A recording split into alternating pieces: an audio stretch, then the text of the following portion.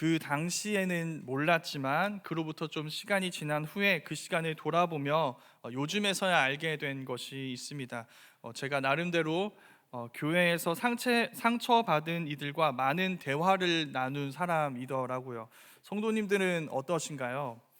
성도님들 곁에는 좀 그런 상처 입은 사람들이 좀 있으신가요? 그래서 그분들과 좀 이야기를 나눠 보셨나요? 나이가 많든 적든 관계없이 우리에게는 한때 이 자리에 같이 있었지만 여러 가지 아픈 이유로 지금은 우리 곁을 떠난 많은 사람들이 있습니다. 대화를 나누면 굉장히 많은 수많은 감정이 우리 안에 드는 것을 볼 수 있습니다. 언제나 그런 사람들하고 대화하면 우리의 입장은 죄인입니다. 그냥 우리는 그들에게 상처를 주지 않았는데 그들에게 상처를 준 사람들과 같이 교회를 다니는 사람이라는 이유로 우리도 그 죄의 일부인 것처럼 계속 그 얘기를 들어야 되고 상처 준 사람처럼 있어야 되고 발언권이 최소화되는 것을 느끼게 되는 것이죠. 근데 어쨌든 중요한 건 무엇이냐면 우리에게 발언권이 있다는 것입니다. 그 상처를 제공한 사람들이 가진 성경과 다른 모습들에 대해서 우리는 이야기할 수 있습니다. 그리고 또 이제 그 교회를 떠난 사람들이 갖고 있는 오해들에 대해서 우리는 몇 가지 바른 이해들을 제공할 수 있어요. 그리고 여전히 그들이 안에서 통증이 느껴지는 그 상처에 약처럼 처방할 수 있는 어떤 이야기들이 우리에게 있습니다. 그걸 제공할 수 있는 것이죠. 이 모든 이야기는 흐름이 간단합니다. 이런 것이죠. 너가 알고 있는 것과 달리 성경은 이렇게 말하고 있어. 성경이 진짜 말하는 것에 대해서 그들에게 들려주는 것입니다. 그 사람들, 그 상처를 준 사람들의 말과 행동은 성경이 말하는 그리스도인의 삶과 달랐다는 것입니다. 그러면서 진짜 성경이 이야기하는 것, 복음이 우리에게 주는 메시지 등을 이제 이들에게 이야기하면서 우리는 그들이 그동안 알지 못했고 느끼지 못했던 하나님의 사랑 이야기를 들려줄 수 있게 되는 것입니다. 그러나 오늘 말씀을 본다면 사실 우리는 이 발언권이 우리에게서 상실되는 것 같은 기분을 느끼게 됩니다. 아마 오늘 우리가 읽은 이 말씀을 처음 보시는 분들은 여기에 계시지 않을 것 같습니다.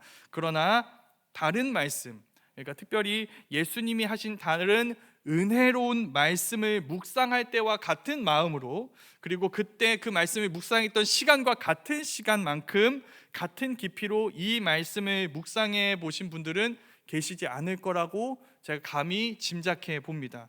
그냥 이 말씀은 사실 빨리 지나가고 싶은 말씀이죠. 얼른 이 말씀 넘어 다음에 있는 말씀으로 지나가고 싶어요. 왜 그럴까요? 다름 아닌 예수님 때문입니다. 예수님은 이 말씀에서 우리가 들은 그 사람들, 상처 입은 사람들의 입을 통해 듣는 그 상처를 준 사람들과 같은 언어를 사용하시는 모습을 보게 되는 것이죠. 예수님께 어떠한 잘못도 하지 않은 한 가련한 여인에게 예수님이 굉장히 모욕적이고 폭력적인 말씀을 하시는 것 같습니다. 그래서 저는 이 말씀, 우리가 읽은 이 말씀을 소개할 때 이런 식으로 소개하곤 합니다. 절대 불가능한 일입니다. 절대 불가능한 일이지만 만약에 우리가 성경을 편집할 수 있고 어떤 내용을 추가하거나 뺄 수 있는 권한을 갖게 된다면, 여러 성경 중에서도 특별히 마태복음을 그렇게 편집할 수 있다면 아마 우리가 가장 먼저 달려갈 말씀은 오늘 우리가 읽은 말씀이라는 것입니다. 왜 편집하고 싶을까요? 다른 본문을 편집하고 싶다면 우리에게 그 편집의 목적은 바로 우리에게 있는 그 편집의 목적은 이기적인 목적이라고 할 수 있을 것입니다. 그렇게 편집해야 우리에게 유리하니까. 그런데 이 본문은 편집하고 싶은 목적이 다르죠. 무엇이냐면 우리가 이 본문을 편집하고 싶은 이유는 우리를 위해서가 아닙니다. 예수님을 위해서예요. 만약에 이 말씀이 그 상처받은 사람들에게 알려지게 된다면, 또 그 기독교 안티 세력들의 손에 들어가게 된다면 이것으로 예수님은 굉장히 많은 공격을 받게 될 것입니다. 그래, 예수님도 똑같았어. 그 예수님이 그러니까 그를 믿는 사람들도 그렇게 말했던 거야. 난 이제 교회를 떠나는 게 아니라 기독교를 떠나겠다. 성도님들은 어떠신가요? 이 말씀이 보여주는 예수님은 어떤 분이라고 말씀하고 싶으신가요? 성도님들의 이 말씀을 봤을 때 머릿속으로 떠올랐지만 재빨리 그것을 억누르고 또 마음속에 담아만 두었던 그 예수님에 대한 인상은 무엇인가요? 그게 무엇이든 우린 이 말씀에서 자비하신 예수님에 대해 이야기하지 않습니다. 만약 우리가 이 여인이었다면 어땠을까요? 우린 이런 예수님을 쉽게 믿을 수 있었을까요? 그렇다고 말하기 어려워 보이죠. 그러니까 얼른 지나고 싶은 말씀이에요. 근데 지금 우리는 그 말씀을 지나치지 않고 그 말씀 가운데 서 있습니다. 다른 말씀을 나눌 때만큼의 시간만큼 이 말씀에 지금 머무르게 될 것입니다. 그래서 좀 두려우실 수 있다고 생각합니다. 그런데 우리가 신뢰하는 그 예수님이라면 우린 예수님이 이렇게 말씀하셔야 했던 이유가 있었으리라 짐작해 볼 수 있습니다. 다른 곳에서는 보이시지 않았던 이 모습으로, 이런 방법으로 이야기하셔서 우리에게 전해주고자 하셨던 메시지가 있다는 것을 생각할 수 있는 것이죠. 그 메시지로 깊이 나아가 보도록 하겠습니다. 먼저 장소입니다. 오늘 말씀은 예수님이 두로와 시돈에 물러 가셨을 때 일어난 일입니다. 두로와 시돈은 이방 지역이에요. 그러니까 유대 땅이 아닌 것이죠. 일반적으로 유대인들이 가지 않는 곳입니다. 마태복음에서 더 나아가 사복음서 전체에서 다 살펴봐도 예수님이 이 두로와 시돈에 가셨다는 이 말씀은 여기가 유일합니다. 그러니까 예수님이 이곳에 가신 이유는 굉장히 특별한 이유라는 것을 알 수 있죠. 두로와 시돈에서 예수님의 가르침을 듣기 위해 온 사람들은 있었습니다. 그런데 예수님이 그곳으로 직접 나아가신 경우는 이곳이 처음이자 마지막이라는 것이죠. 그러니까 이 말씀은 일반적이지 않습니다. 굉장히 특별하고 의도적인 여정이라는 것을 알 수 있죠. 바로 앞부분에서 예수님이 계신 곳은 예루살렘이었습니다. 예루살렘은 이스라엘의 영적, 정치적, 민족적 중심지입니다. 그런 예루살렘으로부터 이제 두로와 시돈 사이의 거리는 한 170km에서 200km 정도 됩니다. 그러니까 당시의 배경으로 볼 때 걸어서 한 9일에서 넉넉 잡아서 9일에서 10일 정도 되는 긴 여정을 지나신 것이죠. 굉장히 멀어요. 그러나 이 둘 사이의 심리적, 문화적, 민족적, 영적 거리는 이 170km, 200km보다 훨씬 더 멉니다. 그리고 가까워질 수가 없어요. 바로 유대인들 때문이죠. 유대인들은 예루살렘과 또 유대 지역 주위에 이곳을 함부로 넘어올 수 없게 하는 일종의 울타리를 만들어 놓았습니다. 우리가 잘 아는 것이죠. 할례, 안식일 규례, 그리고 이미 수차례 유대인들이 예수님과 제자들을 공격했던 그 정결법, 손을 씻는 법, 이런 것들이 있습니다. 그것으로 유대인들은 자신들을 이방인으로부터 구별하고 이방인들에 맞서 자기 정체성을 지키려 했습니다. 자, 좋은 일인가요? 악한 일인가요? 좋은 일이죠. 성도님들이 그리스도인으로서의 정체성을 지키려 애쓰시는 것, 선한 일입니다. 그렇게 하셔야 하죠. 우리도 악하고 세속적인 문화 속에서 하나님의 백성이라는 정체성을 포기할 수 없습니다. 그러나 이 싸움에서 우리가 분별해야 하는 것이 있습니다. 우리가 지금 지키려고 하는 것은 우리의 거룩함인가요? 아니면 우리의 우월함인가요? 나는 내가 받은 구원을 은혜라고 고백하는가? 내 열심과 헌신에 대한 대가라고 고백하는가? 그래서 나는 하나님의 은혜를 받기 원하는가? 아니면 사람들의 인정을 받기 원하는가? 이런 분별력이 우리에게 필요한 것입니다. 이 모든 질문들을 요약해서 우리가 지켜야 할 우리의 정체성은 무엇이냐? 바로 연약함의 자리입니다. 우린 언제나 주님의 은혜가 필요한 연약한 자입니다. 그래서 그 자리에 서 있을 때, 우리가 이 정체성을 잃어버리지 않고 언제나 그 자리에 서 있을 때 우리는 비로소 우리의 죄를 발견하게 됩니다. 우리를 자신하지 않게 됩니다. 그 자리에 임하는 하나님의 은혜를 힘입어서 비로소 우리는 그분의 백성으로, 그분의 제자답게 그분의 군사가 될 수 있습니다. 그러나 유대인들은 그렇게 하지 않아요. 그들은 태생부터 다른 우월한 아브라함의 자손이다, 난 선택받은 민족이다 라는 이 포지션을 붙잡습니다. 우리는 의로운 백성이다, 너희는 선택받지 못한 죄 많은 탈락자들이라는 믿음을 포기하지 않는 것이죠. 그래서 이들에게는 너희는 거듭나야 한다고 말씀하시는 예수님이 필요하지 않습니다. 우리에겐 이런 우리를 인정해주고 박수 쳐주고 무조건 우리가 틀리지 않았다고 말해주는 이들이 필요할 뿐이에요. 유대인들은 이 자리를 지키기 위해 싸웁니다. 예수님하고 싸워요. 성도님들은 어떠신가요? 성도님들은 지금 연약함을 고백하며 은혜를 구하는 자리를 지키기 원하시나요? 아니면 멋지고 화려하며 내 능력 있음을 과시해서 사람들의 인정을 받는 자리를 사모하시나요?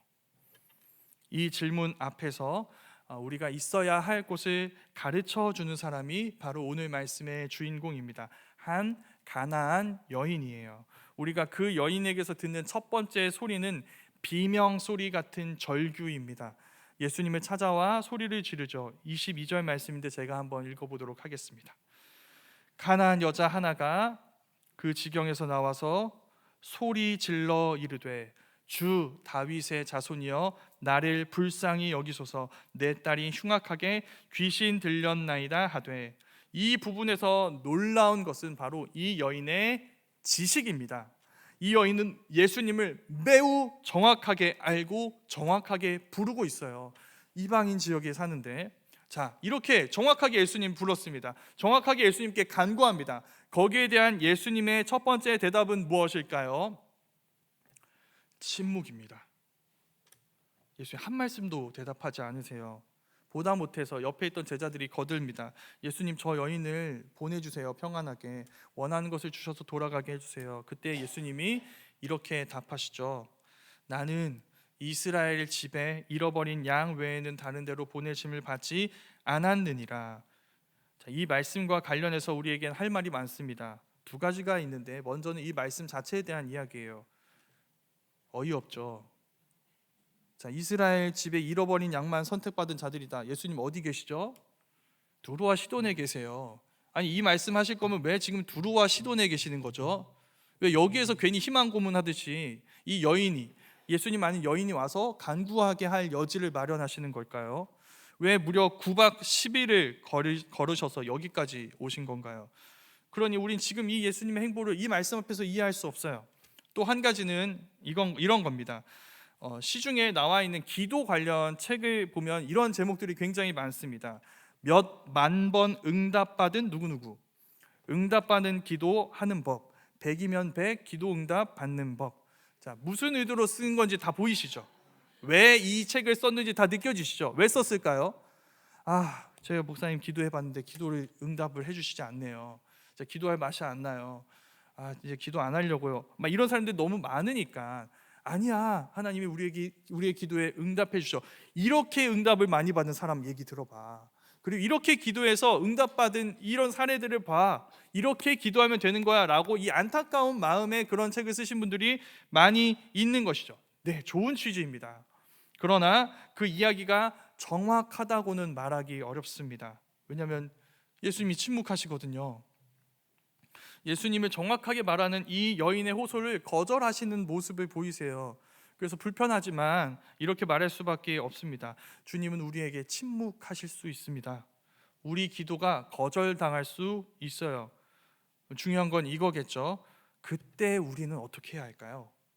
그때 여기에 대해서 헬무트 틸리케라는 설교자가 이렇게 이야기를 했습니다. 제가 인용해서 읽어보겠습니다. 주님이 침묵하시는 것 같을 때 우리도 가나안 여자처럼 그분과 씨름해야 한다. 그분이 복을 베푸시기 전에는 그분을 보내드려서는 안 된다. 그분께 우리의 빈손, 간절한 손을 보여드려야 한다. 예수님의 침묵과 거절 앞에서 우리에겐 따질 만한 여러 많은 말들이 있습니다. 왜 약속대로 하지 않으시는 거죠? 주님, 왜 제 기도를 들으시지 않는 것입니까? 제가 절규하는 소리가 주님께는 아무렇지 않습니까? 제 아픔이 주님께는 아무렇지는 않은 건가요? 라는 얘기를 할 수 있습니다. 그러나 여인은 논쟁을 원하지 않아요. 여인은 구원을 원합니다. 네, 주님이 나에게 뭐라고 하셔도 그 말씀이 옳습니다. 당신은 나를 가장 정확하게 하시고 나를 가장 정확하게 올바르게 대하시는 분입니다. 전 그저 당신의 구원이 필요한 사람일 뿐입니다. 그 은혜를 주십시오. 그게 이 여인의 대답입니다. 그녀는 차가운 거절과, 먼저는 침묵이었습니다. 침묵과 또 차가운 거절, 멸시 앞에서 예수님께 더 가까이 나아갑니다. 그리고 절하면서 다시 구하고 있어요. 주여 저를 도우소서. 그 간절함으로 나아갈 때 우리에게 새롭게 얻게 되는 은혜가 있다는 것이죠. 근데 그 은혜가 즉각적이지는 않습니다. 우린 그 간절함에도 불구하고 또 다시 단단한 벽을 만날 수 있는 것이죠. 이 지점이 제가 맨 처음에 했던 그 얘기입니다. 예수님이 가장 많이 디스 당할 만한 부분입니다. 자, 그 여인의 간청에 예수님은 정말 하지 말아야 하는 말씀을 하세요. 자녀의 떡을 취해서 개에게 던짐이 마땅하지 아니하니라. 이 잔인한 말을 제가 구체적으로 설명해 보겠습니다. 이스라엘은 자녀입니다. 너 두로와 시돈 가나안 사람은 개예요. 내가 이스라엘이 아니라 이방인인 네 딸에게 떡, 은혜를 베푸는 건 합당치 않은 일, 아까운 일이에요. 이 떡은 자녀를 위한 것이지 개를 위한 것은 아니니까요. 네, 우리 성도님도 굉장히 은혜가 많으시고 믿음이 좋으십니다. 아직 안 나가셨네요. 네, 이 말씀을 들으시면 원래 나가야 됩니다. 나가야 정상이죠. 네, 아직 여기서 웬만한 사람들은 지금이구나, 여기서 나가야 되는 타이밍이구나, 여기서 딱 성경책 덮어놓고 던져놓고 자 일어나서 교회당 밖을 나가게 될 거예요. 뒤도 돌아보지 않고. 이런 예수님 나 안 믿겠다. 비판할 수 있나요? 그 사람들을? 아니요, 비판할 수는 없어요. 우리 모두는 그 어려운 마음에 공감합니다. 그러나 자 여기가 이제 중요합니다. 이 이야기가 염두하고 있는 독자는 누구일까요? 사실은 그런 여인과 그리고 그 여인과 같은 우리 이방인들이 아니에요.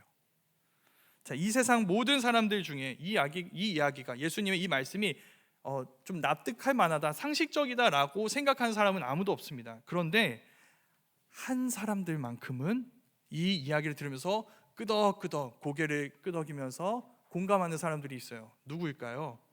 유대인들이죠. 유대인들에게 이방인, 그것도 이방 여인의 소리는 개 짖는 소리와 같습니다. 그냥 무시하고 지나가면 되는 말, 당장 입을 틀어막거나 쫓아내야 하는 기분 나쁜 소음에 불과해요. 그래서 예수님을 그토록 반대했던 유대인들도 여기서의 예수님 모습에는 깊은 공감을 보일 것입니다. 잘했네, 그래, 저게 유대인이지 라고 하면서 유대인답게 잘했네 라고 얘기하는 것이죠. 앞에서부터 예수님은 사실 그들이 좋아할 말들만 하고 계셨죠. 그렇죠. 나는 이스라엘의 집에 잃어버린 양 외에는 보냄을 받지 않았다. 이스라엘이 좋아할 만한 말 아닌가요? 유대인들이 좋아할 말이죠. 좋아할 말이죠. 바로 그게 이 말씀을 바르게 이해하는 첫 번째 단서입니다. 지금 이상하게도 예수님은 철저하게 이 유대인의 입장에서 납득할 만한 모습만 보이고 계세요. 예수님은 어떤 모습을 보이고 계신다고요? 유대인들만 납득할 만한 모습을 보이고 계십니다. 그 유대인들의 이방인들에 대한 태도로 이 여인을 대하고 계시는 것이죠.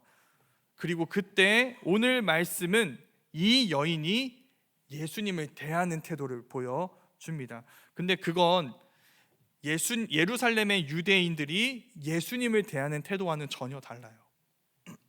유대인들은 앞서 이스라엘을 사랑하시고 귀히 여기시는 예수님의 모습에도 불구하고 예수님을 거부했습니다. 그러나 이 이방 여인은 직접적인 멸시와 모욕의 순간에도 예수님을 떠나지 않았어요. 27절 말씀에서 이렇게 대답합니다. 주여, 올소이다마는 개들도 제 주인의 상에서 떨어지는 부스러기를 먹나이다. 어떤 모습인가요? 모든 것을 다 내려놓은 모습입니다. 네, 주님. 보이시나요? 여인은 항상 지금까지 계속해서 예수님을 주님이라고 부르고 있어요. 당신은 아니요, 주님이라고 부르고 있습니다. 주님, 당신의 말이 맞습니다. 저는 그 떡, 그 은혜를 받기에 합당하지 않은 개와 같습니다. 그런데요, 개들도 주인의 상에서 떨어지는 부스러기는 먹습니다. 그 부스러기를 저에게 주십시오. 저는 그것으로 족합니다. 자, 이 말씀 앞에서 예수님은 갑자기 우리가 알던 그 모습으로 돌아오세요. 이 여인의 믿음을 칭찬하시죠. 마태복음에서 이렇게 한 사람을 두고 그 믿음을 칭찬한 사람은 이 여인이 가장 유일하고 독보적입니다. 그리고 그녀의 소원대로 딸에게 들린 흉악한 귀신을 물리쳐 주세요. 회복시켜 주십니다. 이렇게 말씀하세요. 여자여, 네 믿음이 크도다. 내 소원대로 되리라. 자, 이 말씀으로 여기서부터 이제 우리 앞에서 봤던 모든 이야기를 다시 한번 보도록 하겠습니다. 자, 이 여인은 예수님이 떡이라고 말씀하신 은혜를 누렸습니다. 그렇죠. 예수님은 이 여인의 믿음을 인정하셨습니다. 그렇죠. 그건 이런 말입니다. 넌 개가 아니야. 넌 주인의 상에서 함께 식사하는 주인의 자녀다. 그 말은 무슨 말일까요? 내가 보냄을 받은 이유라고 말한 그 이스라엘 집에 잃어버린 양, 그건 너야. 그래서 내가 여기에 있는 거야. 두로와 시돈에 온 거야. 너를 위해 보냄을 받았으니까 바로 여기까지 와서 너를 만나고 있는 거야. 내게 은혜를 베푸고 있는 거야. 자, 이 말씀이 우리가 지금까지 나눠왔던 모든 이야기를 뒤집습니다. 우리가 지금까지 이 여인을 향해 쏟아지는 그 가혹하고 끔찍한 모욕이라 생각했던 그 모든 말씀은 사실 이 여인을 향한 말씀이 아니라는 거예요. 이 여인은 자녀입니다. 개가 아니에요. 이스라엘 집에 잃어버린 그 양입니다. 그러니 예수님은 계속 너에게 합당한, 너에게 주기 원하는 그 은혜를 내가 너에게 베풀기 위해 여기 오셨다고 말씀해 오고 계셨던 것이죠. 그러면 지금 이 말씀에서 자녀의 떡을 취하여 개에게 던짐이 마땅하지 아니하니라, 이 말씀에서 개에 해당되는 건 누구일까요? 누가 이 떡을 받기에 합당하지 않은 자들일까요? 자, 이 모든 이야기에서 고개를 끄덕이면서 웃음을 짓고 있었던 그 예루살렘의 유대인들입니다. 유대인들이 예수님의 말씀을 받아들이지 않아요. 예수님을 멸시합니다. 그분의 가르침을, 그분의 사역을 거부합니다. 그것으로 그들은 스스로 그 은혜에 합당하지 않은 개들이라고, 난 예수님이 찾으러 오신 이스라엘 집에 잃어버린 양이 아니라고 스스로 시인하고 있는 것이죠. 그렇기에 지금까지 예수님이 보여주신 이 모든 모습은 이 여인에 대한 멸시가 아닙니다. 예수님은 이 여인에게 나는 너의 주님이며 너는 나와 함께 식탁에 앉아 떡을 나누는 은혜의 사람이라고 말씀하세요. 더불어 이 말씀은 그 여인과 달리 예수님이 보여준 그 유대인의 모습으로 이 여인을 멸시하는 자들에 대한 엄중한 경고입니다. 너희는 스스로 주인의 자녀이기를 포기하고 거부하고 있다. 그 주인을 멸시하고 있다. 자기 우월감을 지키기 위해서 말이에요. 그래서 이 말씀이 우리에게 이렇게 이야기합니다. 만약 우리가 이 유대인들이 서 있는 우월함의 자리가 아니라 이 여인이 서 있는 은혜를 구하는 자리에 서 있다면 우리는 이 여인의 이야기를 통해 위로를 얻을 수 있습니다. 예수님은 이 여인을, 그리고 이 여인 곁에 서 있는 우리를 모욕하지 않으셨습니다. 예수님은 이 여인을 찾기 위해서 9박 10일을 걸어 두로와 시돈으로 오셨어요. 그리고 그 전에 하늘 보좌에서 내려와 사람이 되어 그 곁에 오셨습니다. 하나님의 저주받은 모습으로 십자가를 지고 죽음의 장소, 해골의 곳이라고 하는 골고다에서 그 십자가에 달리셨어요. 거기서 고통스럽게 부르짖으셨습니다. 그런데 끝까지 거기에 머무르셨어요. 끝까지 자기의 생명이 죽음을 향하도록 그 자리에 계셨습니다. 그래서 예수님은 거기서 우리가 들어 마땅한, 우리에게 전혀 부당한 것이 아닌 합당한 우리의 모든 멸시와 수치를 우리 대신 감당하는 일을 끝까지 완수하셨어요. 그래서 결론입니다. 그 예수님에게 은혜를 구하는 자리에 계십시오. 우월함을 드러내는 자리가 아니라 연약함을 고백하는 자리로 향하시길 바랍니다. 이 세상이 어리석다고 이야기하며 손가락질하고 조롱하는 그 은혜를 사모하는 자리로 나아가십시오. 거기에 주님이 계십니다. 그 자리에서 우리는 때로 주님의 차가운 침묵을 만날 수도 있습니다. 우리에게 은혜 베푸시기를 원하지 않으시는 주님의 거절을 경험할 수도 있습니다. 그러나 그때 우리 기억합시다. 그건 우리를 향한 본심이 아닙니다.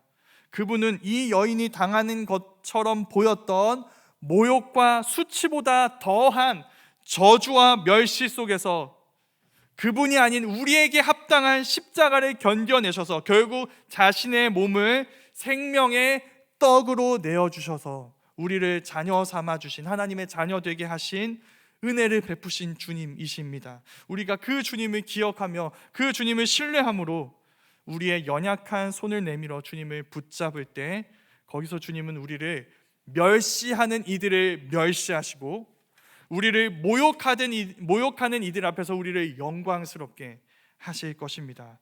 그렇게 우월한 인정의 자리가 아니라 연약한 은혜의 자리에서 환난과 시험 중에도 여전히 주님을 간절히 사모하고 붙잡는 우리 모두가 되기를 주님의 이름으로 축원합니다. 그래서 우리를 자녀라 부르시는 주님의 영광을 경험하고, 더 나아가 우리 역시 누군가에게 그 자비하신 주님의 영광을 보여주는 우리 모두가 되기를 주님의 이름으로 축원합니다. 우리